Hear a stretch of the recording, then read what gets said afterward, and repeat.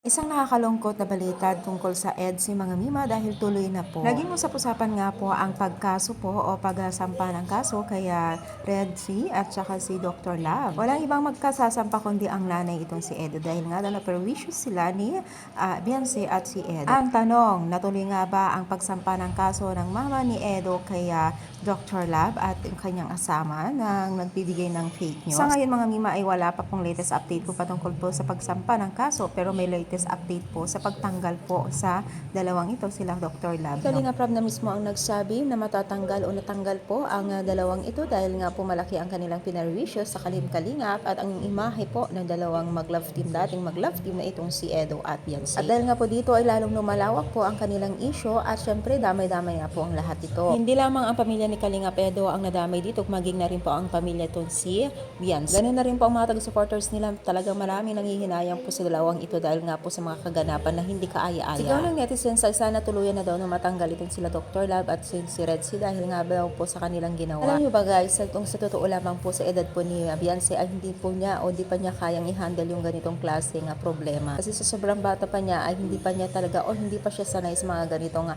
iniisip o ang pagka-depression. Samantala sa kabila ng lahat mga Mima ay nababas din po ito ngayon itong si Beyonce kaya ay naman lalo pang nai-stress itong si Beyonce dahil syempre ay kinasira daw di umano ang kanyang imahe ang ginawa nila sa pagiging isang pagpahayag po ng fake news. Alam niyo mga Mima, sari-sari na po kasi ang mga punot dulo neto. Hindi na malaman kung saan nagsimula ang mga issue na ito pero syempre ang maglaylo na ang lahat, di ba mga Mima? Alam mo naman po na ito lang po or fresh na fresh pa kasi ito kaya marami po talagang sariwang nasasaktan po dito sa Kalingap EDSI or dito sa love team ng EDSI, lalong-lalo na po sa mga masugid po na taga-supporters nila.